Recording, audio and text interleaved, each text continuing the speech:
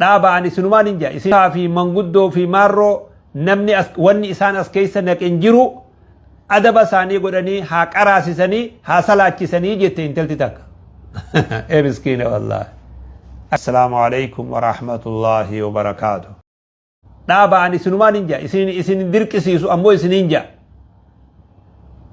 sheekotaa fi manguddoo fi maarroo namni wanni isaan as keessa naqin jiru adaba isaanii godhanii haa qaraasisanii haa salaachisanii jette intalti takka.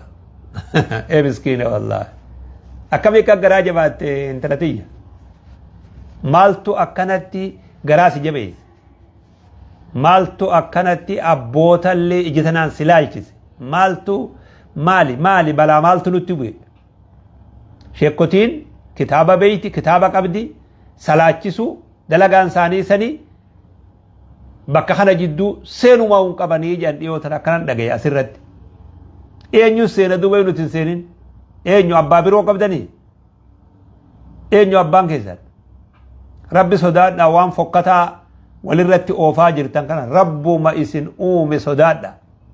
Rabbuma oksijiina humna ati namaa miitu san oksijiina ati namaa miitu san onnee ati namaa miitu san rabbii sii kenne san sodaadhu daqiiqaa tanarraa kaasaa rakkoo walirratti ooftan gadhiisa.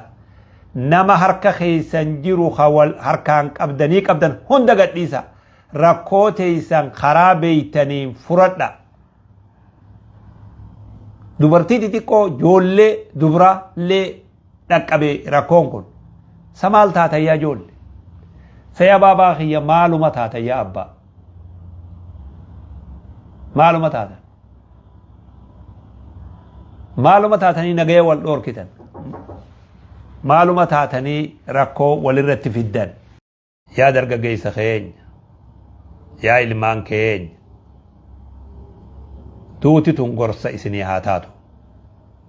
Duuti nama of biraa awwaalaa jirtanii kun gorsa isinii haa ta'u.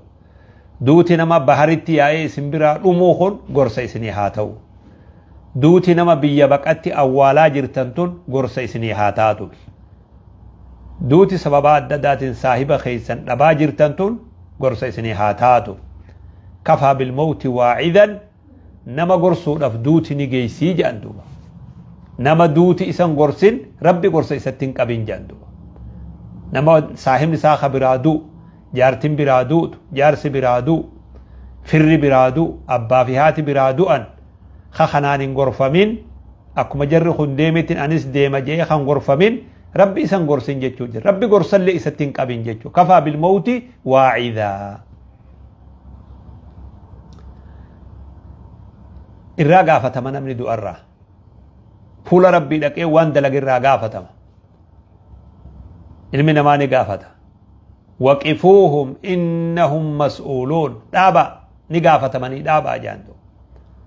Uxshuru alladhiina dhalamuu wa azwaajahum.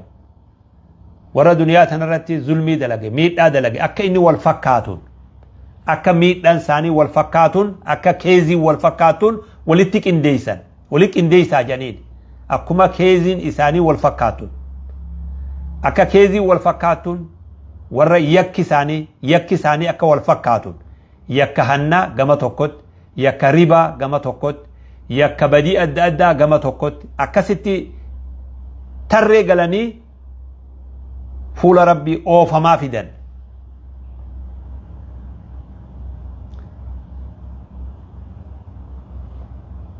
Oofamaa fidan. Hoggaasanii dhaaba waqifuuhum innahum mas'uuluun jaan. Dhaaba achumatti dhaaba ni gaafatamanii jaan. Ja'aniiti dhaaban.